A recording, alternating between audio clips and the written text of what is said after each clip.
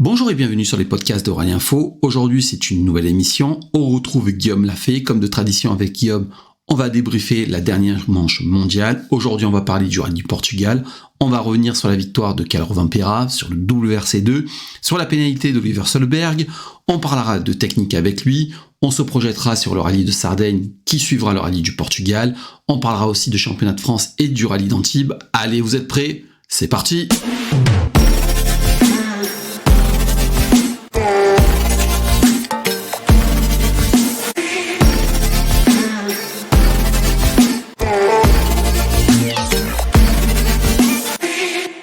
Et bien voilà, on se retrouve sur les podcasts de Rallye Info, on se retrouve avec Guillaume Lafay pour débriefer avec toi le Rallye du Portugal.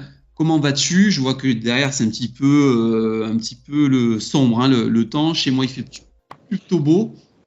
Ouais, salut Fabien, bonjour à toutes et bonjour à tous. Ravi de te retrouver et de retrouver nos fidèles auditeurs et téléspectateurs, on va dire, sur YouTube notamment.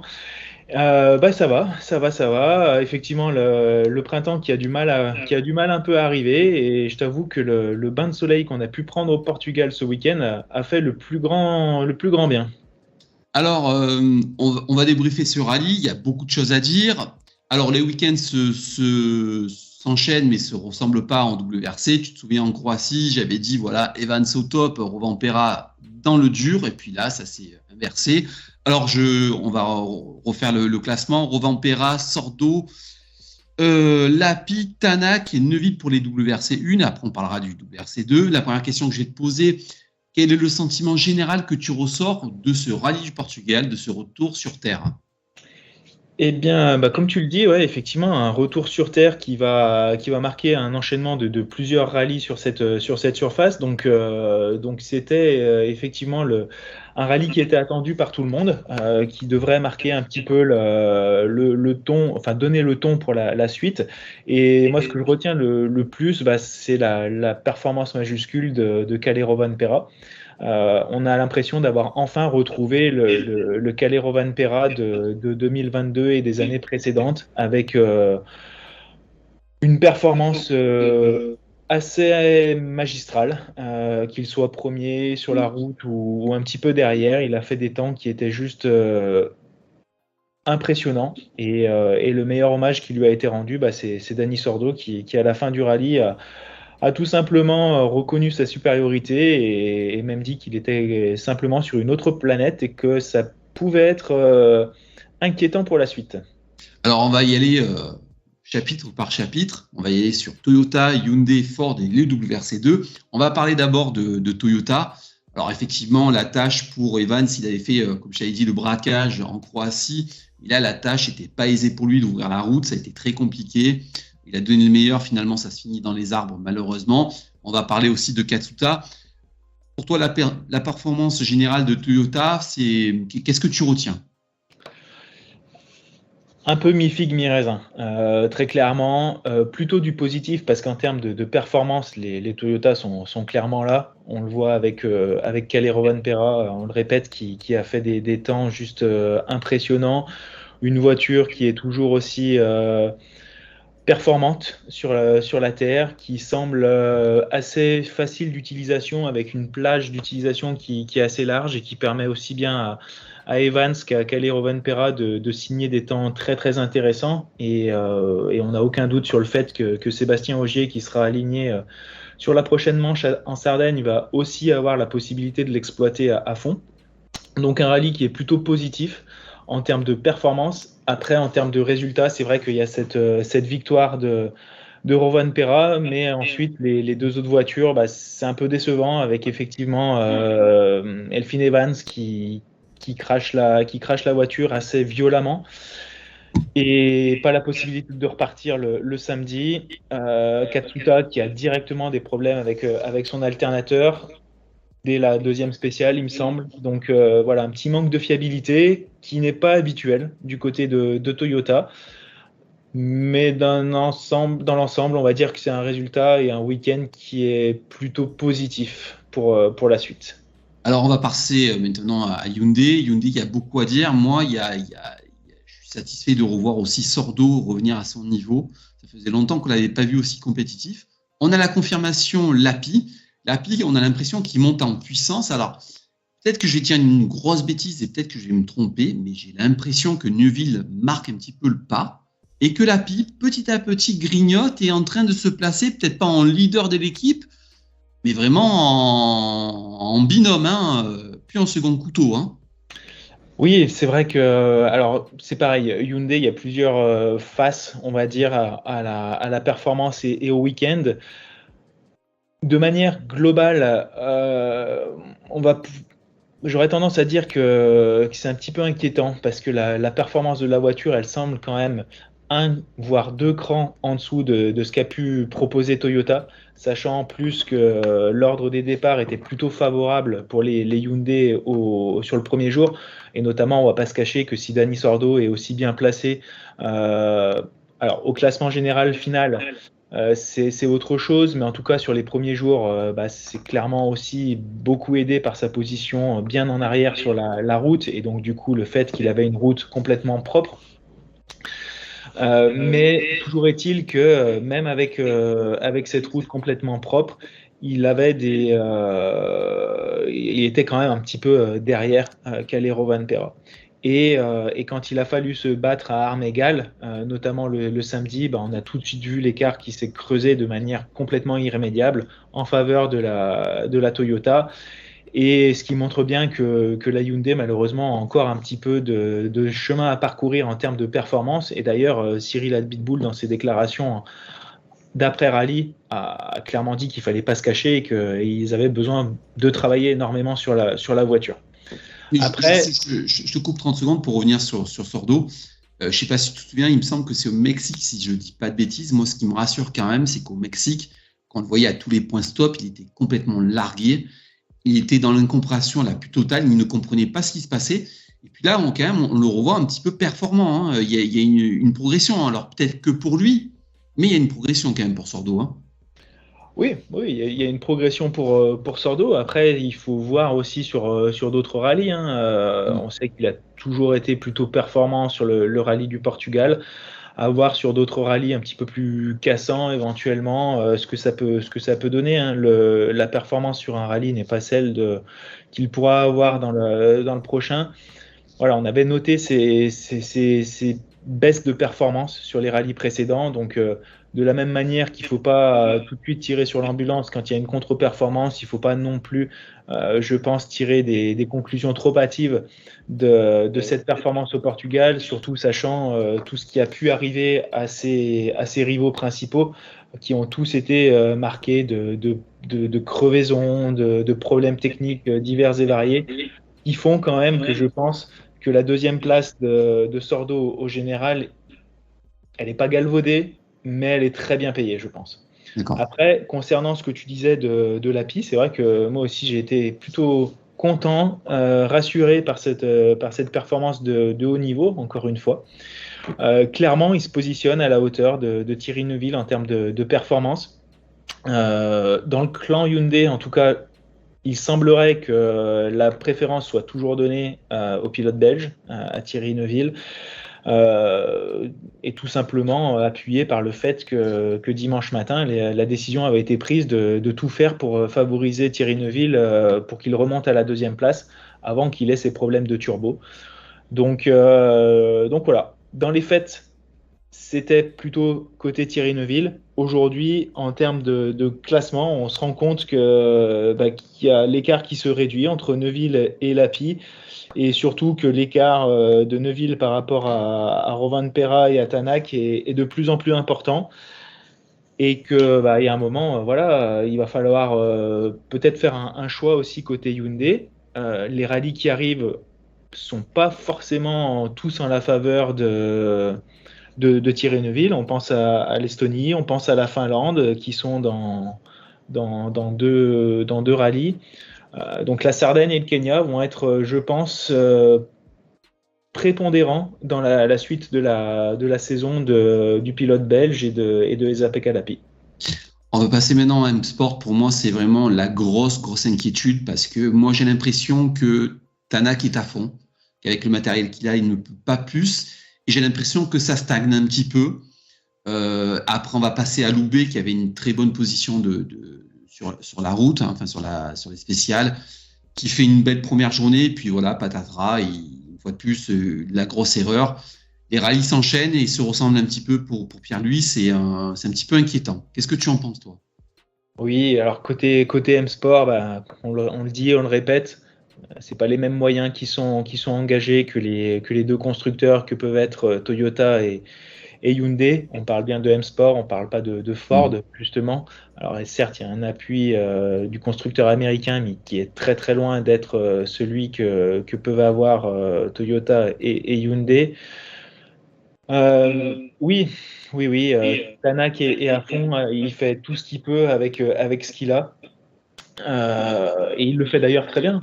Il le fait très bien. Il a vraiment pas de chance. Il a cette crevaison et puis derrière, il a cette pierre qui tombe sur le pare-brise, qui se décroche d'un talus, qui tombe sur sur le pare-brise. Il faut que ça arrive sur lui. Quand tout s'enchaîne mal sur un rallye, il n'y a pas grand-chose à faire de plus. Là, il vient chercher une quatrième place qui est quasiment inespérée. Il marque quand même des gros points. Il est toujours assez proche de Rovan Pera. Euh, voilà, la saison est encore longue, mais clairement, en termes de performance, ça va être très très compliqué pour Ott Tanak. Alors, moi, je voulais, avant d'aborder le WRC2 et un petit peu la polémique Soderbergh, je ne sais pas si on aura un avis, ça va être un petit peu le débat. Peut-être que sur chaque podcast, on va instaurer entre toi et moi un débat, hein, comme le débat OJ, on va instaurer le débat Soderbergh. Peut-être qu'on sera d'accord, peut-être qu'on ne sera pas. Je voudrais qu'on revienne sur le point de vue technique. Alors, revenir sur la Terre, j'aimerais que tu nous expliques exactement quelle sera la différence entre le Portugal et la Sardaigne au niveau des autos, au niveau des setups, parce que c'est de la Terre, ça peut se ressembler, mais ça ne se ressemble pas du tout. Oui. Alors, c'est vrai que, juste peut-être pour finir, c'est vrai qu'on n'a Oui, pas trop évoqué le cas de Pierre-Louis Loubet, pardon.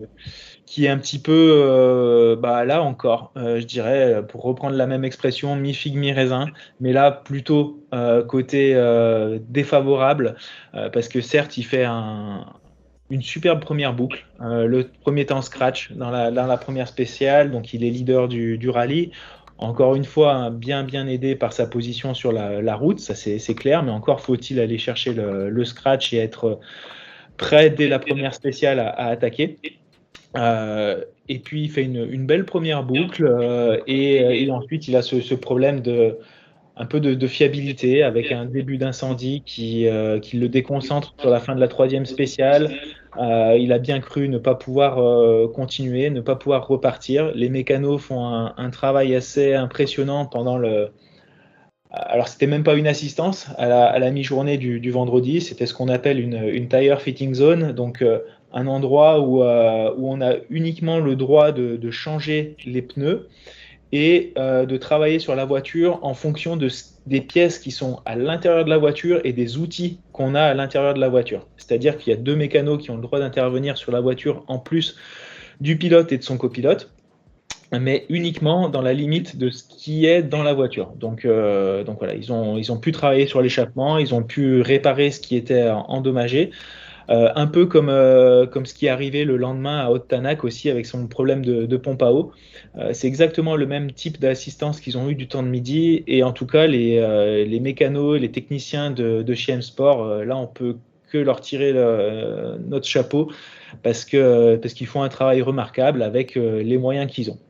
Mais effectivement, Pierre-Louis Loubet, pour revenir à lui, qui a une fin de journée beaucoup plus compliquée le vendredi et puis le samedi qui repart à l'attaque et puis qui fait une grosse boulette, on va dire, hein, parce qu'il fallait qu'il ramène la voiture, il fallait qu'il fasse des kilomètres.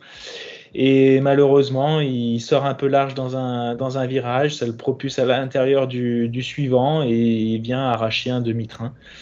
À la toute fin d'une spéciale, il restait, je sais pas, 200, 300 mètres sur une spéciale de plus de 25 km. Donc c'est un peu dommage, c'est même très dommage. La pointe de vitesse, elle est là, ponctuellement, malheureusement. Il faudrait quand même qu'il puisse recommencer à avoir des résultats consistants Et les 2 prochains rallyes, la Sardaigne et le Kenya, vont être là aussi très très importants pour lui. On sait que c'est des terrains qu'il affectionne particulièrement, sur lesquels il a pu être fiable justement précédemment, ce qui est un petit peu ambivalent avec ce qu'on vient de dire, mais à lui de ménager sa mécanique, et puis le reste devrait venir, parce que c'est toujours des rallyes qui sont avec une très forte attrition, justement, beaucoup de problèmes techniques, de par la différence du terrain avec le Portugal. On pourra enchaîner là-dessus. Mais voilà, on espère le meilleur pour lui, mais ça va être compliqué, avec un Adrien Fourmeau qui, pour le coup, en WRC2, lui aussi, avec une arme dépassée, on va dire clairement, par rapport aux autres autos, qui arrive toujours à faire des prouesses, et qui montre qu'il est toujours là, et que dès qu'il y aura une opportunité en Rallye 1, ben, il sera là pour la saisir. Est-ce que tu es en train de nous dire, à peine voilée, que les positions pourraient éventuellement s'inverser si ça continue dans cette spirale-là pour Pierre-Louis Loubet? Non, très loin de moi de faire une hypothèse là-dessus. Après, voilà, c'est toujours, on sait comment ça se passe, hein, quand la mi-saison arrive, que tu as un pilote qui est plutôt sur la pente descendante, et que l'autre est en train de redorer un peu son blason dans une catégorie extrêmement relevée en dessous. Je sais pas, je pense pas. Je pense quand même que les contrats sont bien ficelés. Il faut pas oublier non plus qu'il y a des budgets qui sont amenés pour faire rouler ces voitures-là, et que M-Sport va pas pouvoir se permettre de faire une croix sur un financement pour privilégier un autre pilote qui, en plus, a déjà été testé. Voilà, ça va être un peu compliqué, j'imagine. Alors, comme je te l'avais dit, sur le point de vue technique, 2 rallyes terre, quand même 2 rallyes qui sont un petit peu différents. Est-ce que tu peux nous expliquer la différence qu'il y aura entre le Portugal et la Sardaigne avant qu'on parle du WRC2? Ouais, alors le Portugal et la Sardaigne, donc 2 rallyes terre, comme tu as pu le dire, mais 2 rallyes qui sont complètement différents. Et puis même au Portugal, on avait même des journées qui étaient un peu différentes. On a vu beaucoup de crevaisons le vendredi. On a vu des spéciales qui étaient très abrasive en termes de terrain, avec des pierres qui ressortaient assez rapidement après le passage des premières voitures. Alors dans les deuxièmes boucles, c'était encore pire, bien évidemment. Donc une première journée qui a été très problématique en termes d'usure de pneus. Et 2 jours ensuite, qui étaient un peu plus au nord de Porto, il me semble, qui ont été beaucoup plus faciles à gérer pour les pneus. Là, les questions, elles se posaient un petit peu moins de partir en soft ou en hard le matin. Tout le monde partait en soft, et puis la question, elle se posait plus pour la deuxième spéciale. Parce qu'en fait, voilà, le terrain est assez, on va dire, assez lisse, assez roulant sur les spéciales du Portugal, alors qu'en Sardaigne, on va être sur des spéciales qui vont être beaucoup plus cassantes. C'est un terrain avec des routes qui sont beaucoup plus tortueuses. De par la proximité géographique, ça se rapproche énormément de la Corse, et des terrains qui sont beaucoup plus arides, des spéciales beaucoup plus sinueuses, donc une vitesse de pointe et une vitesse moyenne qui sont beaucoup plus basses que ce qu'on peut trouver au Portugal.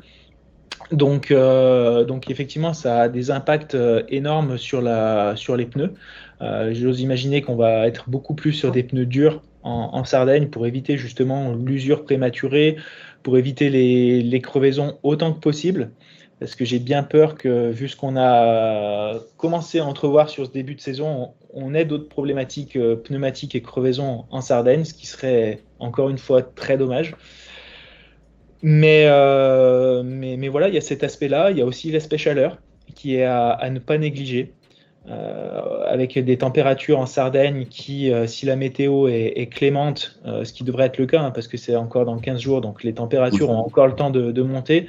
Mais autant au Portugal, on a des températures qui étaient plutôt clémentes et, on va dire, habituelles pour l'Europe du Sud plutôt. Autant en Sardaigne, on sait qu'il peut faire très très chaud, et là ça peut être une autre problématique pour les moteurs, pour les différents refroidissements, que ce soit les freins, que ce soit le système hybride surtout, qui peut être mis à mal avec ces fortes chaleurs. Et puis après, ça va être en termes de suspension, de hauteur des caisses aussi, où les ingénieurs, les pilotes, les équipages vont devoir jouer. avec des hauteurs de caisse qui vont être sensiblement plus élevées qu'au Portugal. Tout simplement pour éviter ces problèmes avec les pierres, d'éviter de taper, de talonner avec les carters sur les pierres et donc de perdre en adhérence, tout simplement, parce que si le dessous de la voiture touche, ça veut dire que les roues ne touchent plus à un moment. Et donc on a moins d'adhérence, on a une perte de contrôle sur la voiture. Et donc on va jouer sur ces hauteurs de caisse.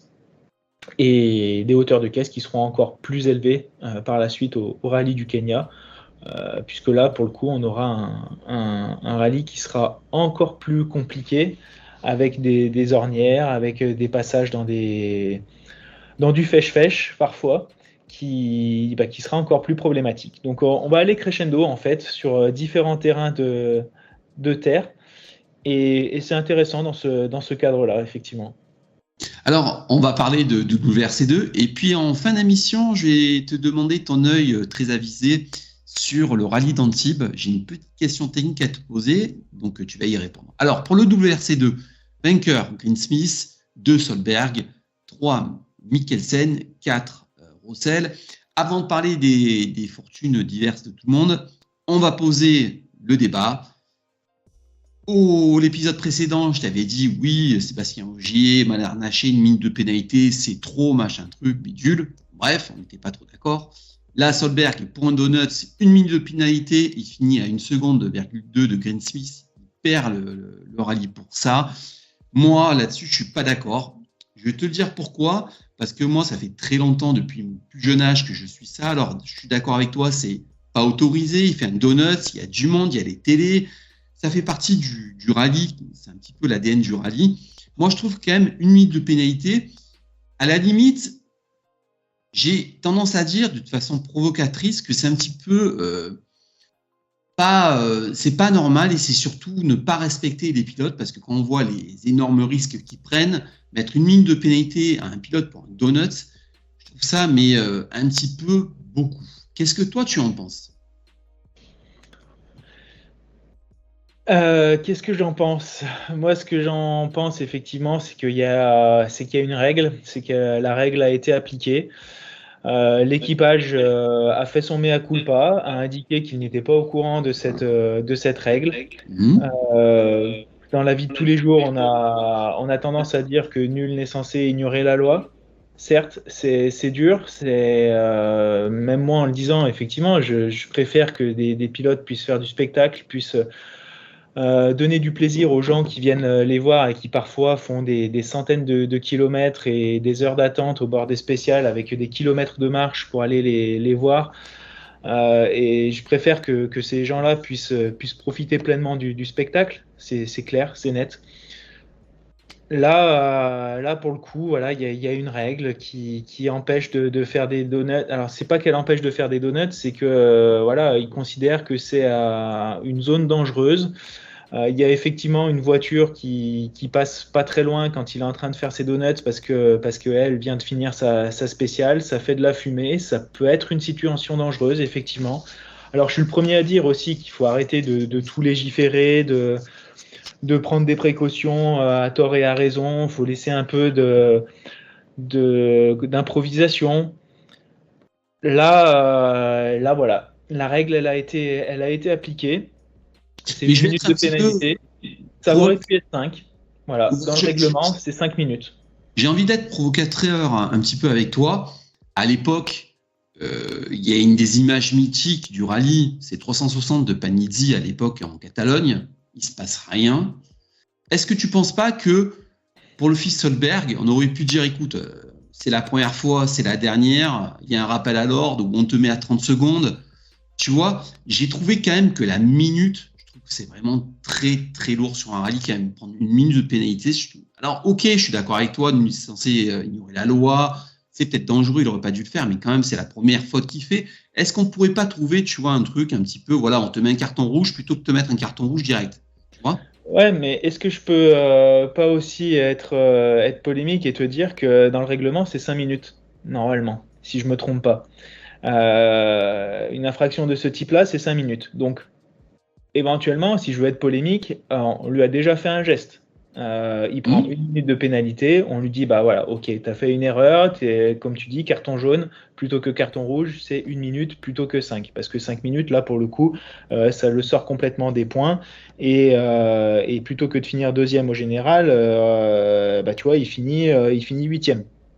Donc avec tous les points que ça, toute la perte de points que ça engendre. Oui, pour moi, il y a eu un geste qui a été fait en sa faveur. Encore une fois, comme on l'a dit, prochain rallye, il y a quelqu'un d'autre qui le fait. Est-ce qu'on lui a aussi on fait un geste, est-ce qu'on lui fait une faveur, ou est-ce qu'on applique les 5 minutes de pénalité cette fois? Et là, ça aurait fait jurisprudence, etc. C'est un peu toujours la même problématique. S'il y a une règle, je pense que c'est pour qu'elle soit respectée. C'est qu'il y a un moment, on s'est dit que effectivement, ça pouvait être dangereux. Je ne saurais pas te dire pourquoi.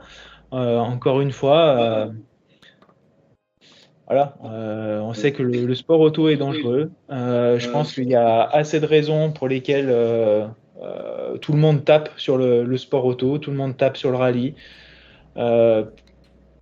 Autant faire le spectacle dans les spéciales en essayant de rester en sécurité et de ne pas créer de polémiques qui pourraient faire enfler les anti. Alors, en tout cas, le fils Solberg, c'est un peu comme son père. Hein. Ils ont le sens du spectacle parce qu'au final, ça nous a fait une dernière journée en WRC2 de folie. Il échoue à 1,2 secondes de Grant Smith qui avait des problèmes de direction assistée. En tout cas, la dernière spéciale, Power Stage, ça a été absolument magnifique. L'attaque absolue. Je voudrais que tu reviennes avec nous un petit peu sur le WRC2, le sentiment général. Rossel qui perd gros quand même sur un instant technique. Dire le pauvre, parce qu'il était bien aussi. Qu'est-ce que toi tu retiens du WRC2 ? Exactement comme tu viens de le dire. Et de la même manière que les premières manches, on a eu un très très beau spectacle du début à la fin. Qui a été peut-être un petit peu artificiel par moment avec des problématiques de crevaison, avec des problématiques techniques sur certains. On aurait aimé voir Adrien Fourmeau se battre plus longtemps pour les premières places. Une belle performance de Johan Rossel aussi dans son ensemble sur la terre, qui n'est pas forcément sa surface de prédilection, avec une C3 qu'on demandait quand même à voir sur cette surface avec les nouvelles évolutions. Force est de constater que c'est plutôt encourageant justement pour la suite parce que Johan Rossel, avant sa pénalité de 40 secondes pour pointage en retard, était quand même plutôt bien positionné dans le tiercé de tête. Donc je trouve que c'est plutôt rassurant pour la suite parce que les gens qu'il avait en face, c'était quand même du très très très lourd. On peut noter aussi qu'il y avait quand même 44 engagés en rallye 2. Sur le rallye du Portugal, ce qui est juste démentiel. Et puis c'était pas que des seconds couteaux, très loin de là. Je pense que au début du rallye, on aurait pu mettre une petite pièce sur au moins 8 ou 10 pilotes pour la victoire. Une superbe bagarre du début à la fin, effectivement. Comme je le disais la dernière fois, impressionné par Grant Smith, encore une fois, qui pour moi, jusqu'à l'année dernière, était un pilote payant. Voilà, très clairement, sans être péjoratif et sans dénigrer, bien loin de là. Ça restait un pilote qui avait énormément de choses à prouver en termes de performance. Il avait un peu de mal avec les rallyes 1. Là, on voit qu'avec les rallyes 2, avec des voitures qui sont peut-être un petit peu moins pointues à piloter, eh bien, il se positionne très très bien et il n'a pas à rougir en face des ténors que peuvent être les Oliver Solberg, Mikkelsen, Chris Mick aussi sur la Hyundai. Alors certes, qui manquait beaucoup de roulage par rapport aux autres, mais en tout cas, les Lindholm, Gryazin, ça nous a fait une belle bagarre et ça promet effectivement un championnat extrêmement serré, puisqu'aujourd'hui, au général, c'est le Français Johan Rossel qui est en tête, Solberg qui est juste 1 point derrière et Green Smith qui est 3 points derrière. Donc ça va être extrêmement intéressant à suivre. Et puis, comme on le craignait au départ, c'est pas forcément uniquement que du Skoda. Alors là, effectivement, c'est encore une Skoda qui fait même le doublé, voire le triplé. Mais on a quand même cette C3 qui est performante aux mains de Johan Rossel. Donc, hâte de voir la suite. Ouais.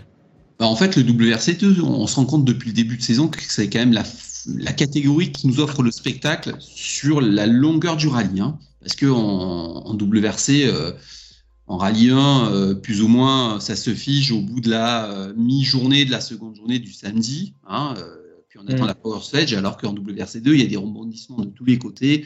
Ça roule tout le temps, c'est très vite. Tout le monde se bagarre. Hein.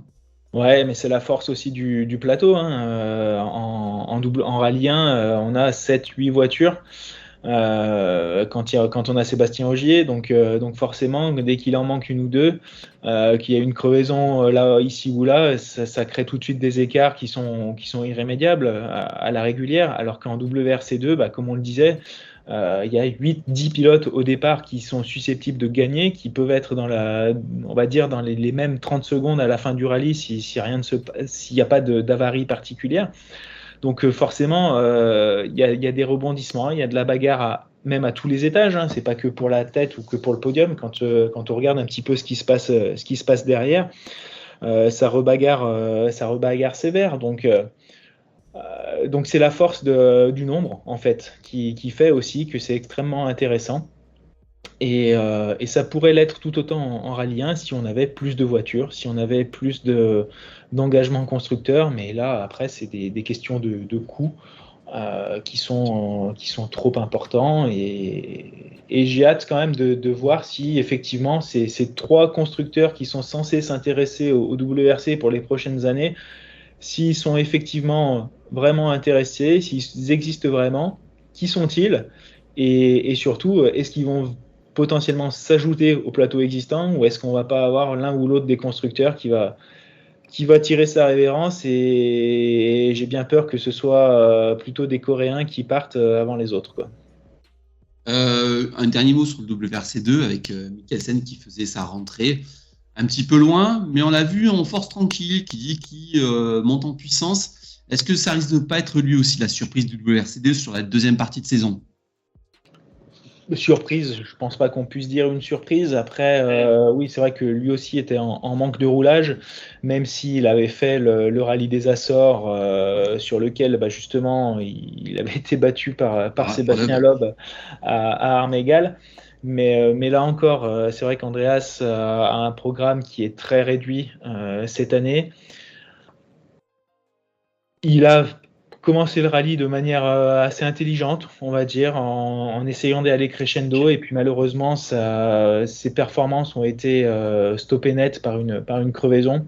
Donc il se retrouve un peu loin au classement général. Et puis après, il essaye de remonter petit à petit, de faire des temps consistants, de montrer un peu de performance, d'essayer de faire une session de test grandeur nature, hein, tout simplement.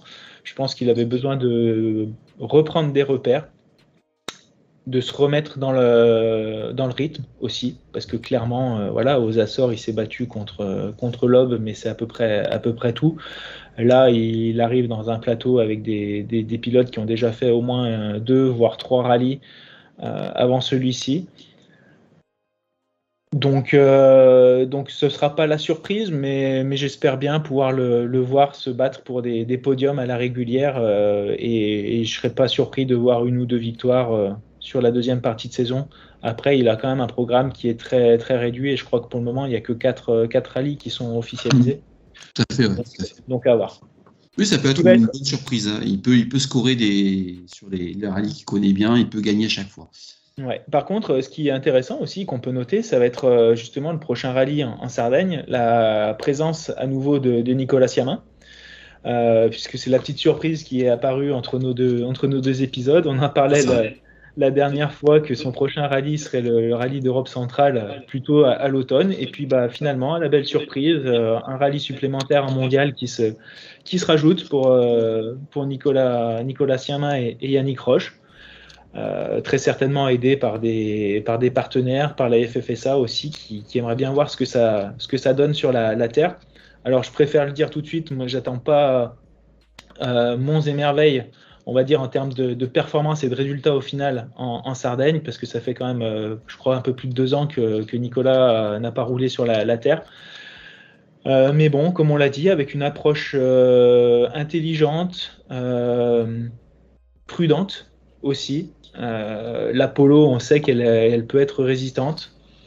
et que je pense que ça peut aller au moins chercher un top 5 dans la catégorie, si c'est pas plus.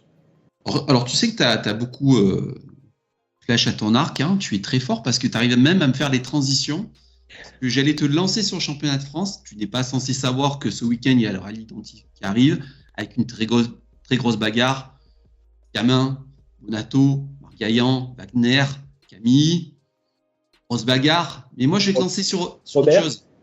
Robert, et tu es très fort parce que tu me fais les transitions. Je vais te lancer sur autre chose parce que toi, tu as un œil expert. Tu n'es pas censé savoir que Siamin a gagné en 2021, pardon, je dis des grosses bêtises, en 2021 avec l'Alpine. J'aimerais que tu me dises pourquoi cette auto est aussi performante sur le rallye d'Antibes. Quel est le secret de cette auto pour qu'elle soit aussi performante? Est-ce qu'elle est capable de gagner cette année avec Astier ou Cédric Robert? Parce que moi, je connais un petit peu le terrain, et quand tu vois par exemple le col de Blaine, ok, il y a des grosses allonges, mais il y a des très gros freinages, il y a des très grosses épingles. Il n'y a pas que du rapide. Qu'est-ce qui fait que l'Alpine est aussi forte, aussi performante à l'Antibes? Alors oui, ça a été une très très grosse perf déjà de Nicolas Siamin il y a 2 ans d'imposer l'Alpine sur cette manche du championnat de France. À l'époque, ça a été effectivement une quasi surprise, on va dire, parce qu'effectivement les Rallye 2, ça reste quand même des 2 roues motrices avec un châssis qui est assez redoutable, une tenue de route et des freinages qui sont impressionnants. L'Alpine, et c'est pour ça effectivement que je te mentionnais aussi Robert et Astier dans les potentiels candidats à la victoire sur un terrain comme le rallye d'Antibes. Et là encore, ça va dépendre énormément de la météo, bien évidemment, parce que si on a un rallye sec, un peu à la manière de ce qui avait pu se passer à l'époque des kit cars, des Xara WRC quand elles étaient venues faire j'allais dire quand elles étaient venues faire la nique au WRC au rallye de Corse et en Catalogne avec Bugalski. Ouais, c'est un petit peu pareil, c'est que des 2 roues motrices comme ça sur des rallyes où c'est propre, où c'est assez large, où le moteur peut donner sa pleine puissance, c'est vraiment ce qui va être prépondérant. Ça va être de pouvoir exploiter au maximum le moteur de cette Alpine qui est juste impressionnant. Je pense que tous les pilotes qui montent dans la voiture sont bluffés par cette puissance, par le temps de réponse, par la facilité d'utilisation en fait de la plage moteur. C'est une voiture qui a été faite pour des clients en fait. C'est une voiture qui a été développée de main de maître par Signatech et toutes leurs équipes. Un moteur qui est fait chez Oreca aussi à Manicourt. Et l'ensemble fait que c'est une voiture client qui est extrêmement performante, facile d'utilisation et dans lesquelles il est facile de se sentir en sécurité et à l'aise. Et en fait, c'est tout ça, c'est tout ce package qui va faire qu'on a une voiture qui est très performante dans le rapide, avec des vitesses de pointe qui peuvent être supérieures à celles des Rallye 2. Mais par contre, voilà, on a des vitesses de passage en courbe qui sont un peu moins importantes du fait de la tenue de route, des amortisseurs, du châssis qui est un peu moins rigide qu'une Rallye 2. Donc voilà, c'est un package global en fait. Oui, mais c'est quand même une auto qui est performante parce que le rallye d'Antibes, c'est pas que des allonges. Parce que quand tu vois le Blaine, grosses épingles, il y a des grosses descentes avec des énormes freinages. Il y a des passages assez tortueux comme les Clus d'Aiglun où tu vois c'est très étroit. C'est quand même une voiture qui est très bien équilibrée, qui est bien dans le châssis. Ça freine quand même assez bien aussi pour être devant à l'Antibes. Ah oui, non, mais c'est une excellente voiture et c'est les pilotes qui en parlent le mieux. Hein, Cédric Robert, quand en fin d'année dernière, sur la dernière manche, il se fait plaisir et on lui fait plaisir dans le team Bonneton en lui offrant le rallye du Var sur une C3 Rallye 2. Quand il descend de la voiture, il se dit assez rapidement que voilà, il prend peut-être même plus de plaisir. Alors, je veux pas parler à sa place, mais on sait qu'il a eu des déclarations comme quoi il prenait plus de plaisir dans une Alpine que dans la Rallye 2, qui était trop aseptisée pour lui, qui donnait moins de sensations, qui était moins perfo aussi sur certains types de routes et de bouts de spécial. Dans la globalité, ça va être très compliqué de battre les Rallye 2. Il y a un plateau qui est absolument impressionnant, comme tu l'as mentionné, avec des calibres de la trempe de Camille, qui ne sera pas très loin de jouer à domicile, de Bonato, de Siamin, qui aussi vont être extrêmement performants. Donc, je pense que pour la victoire, ça va être encore un peu compliqué. Mais c'est une voiture en fait, déjà qui est magnifique à voir rouler, tout simplement, et qui, en termes de bruit et de spectacle à donner aux spectateurs, justement, est magnifique. Mais bon, cette année, je pense que ça va être encore un peu compliqué. Oui, alors je reviens sur ce que tu disais. Moi, j'ai la chance de côtoyer Cédric depuis de nombreuses années. On en avait discuté. Et moi, il m'expliquait que le moteur de l'Alpine lui donnait plus de sensations. Il avait l'impression que ça poussait plus que celui de la 307 WRC de l'époque. C'est-à-dire le moteur qu'il y a dans l'auto. C'est vrai qu'effectivement, moi, je l'ai croisé au Rallye du Var et il me disait qu'il y avait un gros problème de monter dans la C3. Il avait l'impression qu'il n'y avait quasiment pas de moteur, tu vois, par rapport à l'Alpine. Ce qu'il avait le plus déstabilisé, tu vois, ça a été très compliqué, tu vois, de se remettre dans le bain avec la C3, même si c'était des autos absolument fabuleuses. Hein. Ah bah oui, c'est des autos. Enfin, comment dire? Les Rallye 2, c'est vraiment oui, des autos de pointe. Tout est fait pour la performance, pour des pilotes qui sont pointus, voilà, on voit le temps d'adaptation qu'il faut à des pilotes pour s'adapter à la Rallye 2. Hein. Un Hugo Margaillan, ça fait quand même 2-3 ans qu'il est en Rallye 2 et qui a besoin de ce temps-là pour venir chercher de la performance. Léo Rossel, on va voir combien de temps ça lui prend aussi. Même s'il a commencé à faire quelques temps, ça reste quand même un step en dessous des cadors de la catégorie. Oui, Avec Wagner aussi. Hein. voilà, avec une Alpine, je dirais que ça a l'air d'être beaucoup plus intuitif et c'est ce que les pilotes disent. Hein. C'est vraiment cette facilité d'adaptation, l'ABS, les différentes cartographies moteurs en termes de turbo qui permettent vraiment de s'adapter à toutes les situations, à tous les types de pilotage, à mettre en confiance les pilotes parce que là aussi, c'est quelque chose qui est extrêmement important. C'est que le pilote soit bien dans la voiture. Et effectivement, le gros point fort, c'est le moteur. C'est assez clair.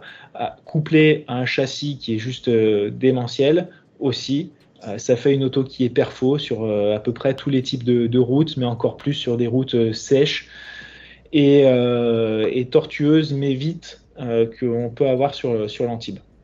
Alors, on arrive au terme de l'émission et je vais te piéger en 3 points. T'adores ça, hein. T'es pas venu, c'est l'improvisation. Ton pronostic pour l'Antibes?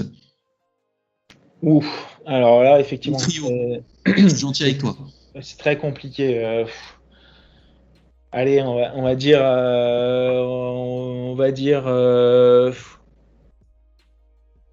allez, je vais mettre une petite pièce sur Nicolas Siamin parce que je pense que s'il a envie d'avoir une chance au championnat de France, il faut absolument qu'il rescore directement des gros points.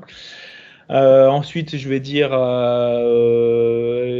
Eric Camilly parce qu'il sort d'une belle performance sur le Charbot aussi et il sera pas très loin de chez lui avec à cœur de remarquer des gros points lui aussi.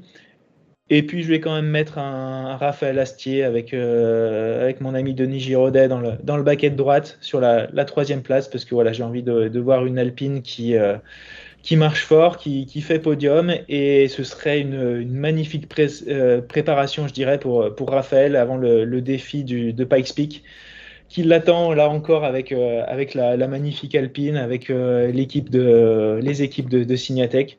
Et là aussi, je ne sais pas si tu as vu passer les vidéos des essais de la semaine dernière, c'est magnifique. Hâte de voir ça sur les routes américaines. Alors moi j'ai mouillé, alors je vais être très très objectif. Allez, moi je vais dire Margaillan, je vais dire Siamin et Camille. Je suis du Sud, donc voilà. Ouais. Non, mais c'est vrai que ce serait payé pour Hugo Margarin aussi. Ce serait une belle histoire qui puisse enfin concrétiser les belles promesses qu'il fait depuis 12 mois maintenant, hein, parce que depuis le milieu d'année dernière, c'est quand même très intéressant en termes de progression. Tu me vois venir? Ton petit pronostic pour la Sardaigne, vite fait? Pour la Sardaigne, le problème, c'est que, comme on le disait, il y a aujourd'hui un peu la polémique du dernier épisode, mais c'est avec les crevaisons et tout ça, c'est un peu compliqué. Non, mais je verrais bien un Ogier qui aura une excellente position sur la route. Et puis voilà, tout simplement parce qu'on peut pas omettre la participation d'un octuple champion du monde. Et puis derrière, j'aimerais bien quand même qu'il y a Tanak qui puisse faire un podium. Alors deuxième, troisième, je ne saurais pas dire. Et puis Lapi. Bon, écoute, je suis à peu près d'accord avec toi. Moi, je mettrais Ogier, Lapi en 2 et Tanak en 3. Dernier piège, je regarde, j'observe, il n'y a pas de cadeau aujourd'hui? Ah non, aujourd'hui, il y a pas de cadeau en termes de miniatures. Par contre, voilà, il y a toujours plein de nouveautés qui sont visibles sur notre site de Auto Mini Racing, sur la page internet, la page Facebook, le compte Instagram aussi. Plein de petites nouveautés qui sortent très régulièrement, que ce soit des nouveaux dioramas, des nouvelles miniatures. Donc, n'hésitez pas à aller jeter un petit œil, vous abonner sur nos pages. Ça nous donne un vrai coup de main, surtout qu'on est dans la ligne finale pour enfin finaliser peut-être un bâtiment qui pourrait nous accueillir de manière définitive. Donc l'exposition permanente, hein, je rappelle, de 6 à 7 000 miniatures. Et aujourd'hui, par contre, non, je voulais plutôt faire un petit focus sur nos amis photographes aussi et vidéastes qui font un travail assez remarquable aussi.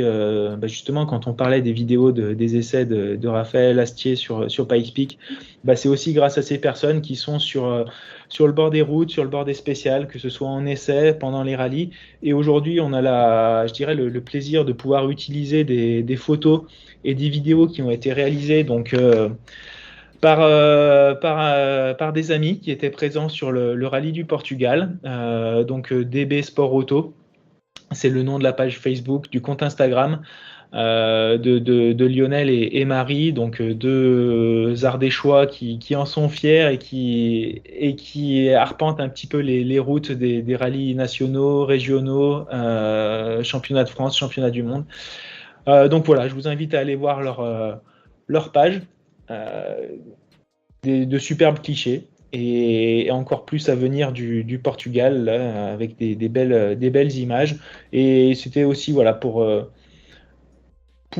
souligner un petit peu ces différentes passions qui peuvent tous nous lier autour du rallye, autour du sport auto. Donc que ce soit de la miniature, du film, des photos. Voilà, c'est comme toi aussi tu le fais avec ton site internet et tous les autres sites d'actu. C'est grâce à vous tous qu'on arrive à se passionner, à transmettre cette passion aussi, parce qu'on se rend compte qu'il y a toujours énormément de papas, de grands-pères, de grands-mères qui viennent avec leurs petits-enfants aussi sur le bord des routes, et ça fait plaisir, parce que comme on le disait, malgré qu'on se fasse toujours taper sur les doigts, taper sur la tête par la morale, par tout ce qui serait politiquement bien de faire, on n'oublie pas aussi que le sport auto, mine de rien, c'est ce qui permet de développer les voitures de demain, les prochaines évolutions. Et ça, c'est pas des paroles en l'air. On va vite basculer aussi sur le centenaire des 24 heures du Mans d'ici quelques semaines. Et voilà, juste pour rappeler aussi qu'il y a énormément d'innovations et d'évolutions qui ont été développées sur ces courses d'endurance. Et voilà, c'était un petit peu le coup de cœur, coup de gueule en même temps. Et petit coucou à vous tous qui aidez à démocratiser et à partager cette belle passion en tout cas. Écoute, je te remercie. Donc, avant de conclure, je mettrai les liens des personnes qui nous ont donné gentiment les photos et les vidéos. Je mettrai le lien de Auto Mini Racing. dans le podcast. Une fois plus, ça a été passionnant de discuter avec toi. Je te remercie. On se donne rendez-vous après la Sardaigne. Autant que faire se peut, oui, avec plaisir. Ce serait avec un grand et sincère plaisir. Et puis, comme on l'avait dit aussi, on a eu quelques échanges très sympas sur les commentaires, notamment sur les vidéos YouTube. Donc n'hésitez pas à interagir aussi, à nous poser des questions, à liker la page, à partager, à interagir. On sera ravis de pouvoir discuter, partager nos points de vue aussi, que ce soit sur la pénalité de Solberg, sur toutes ces crevaisons, sur les amendes aussi qu'ont pu avoir Thierry Neuville et Hyundai, sur la victoire de Jos Verstappen à son premier rallye en Belgique il y a quelques semaines. Voilà, la porte est grande ouverte et on est là entre passionnés pour discuter justement. Alors, je vais conclure de façon humoristique. Tu parles des amendes, aussi 1 000 € pour une casquette. Moi, si j'étais toi, j'en prendrais une pour ce week-end parce que tu sais quoi, pour l'instant, il fait beau. Ne l'oublie pas. Hein. Et on se retrouve très bientôt. Avec plaisir. Allez, ça a été un vrai plaisir. Allez, à très bientôt.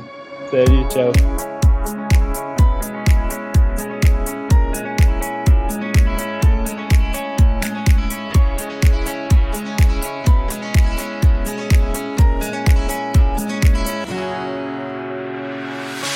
The sun blazed so brightly up in the summer sky.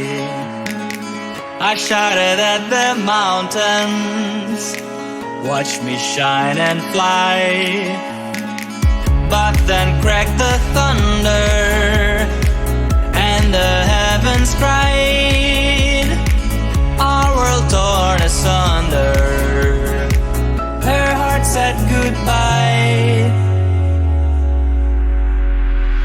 Now I'm standing in our ashes, feeling the sunshine once again. I move to the horizon, feeling the sunshine once again. Feeling the sunshine once again. Feeling the sunshine once again.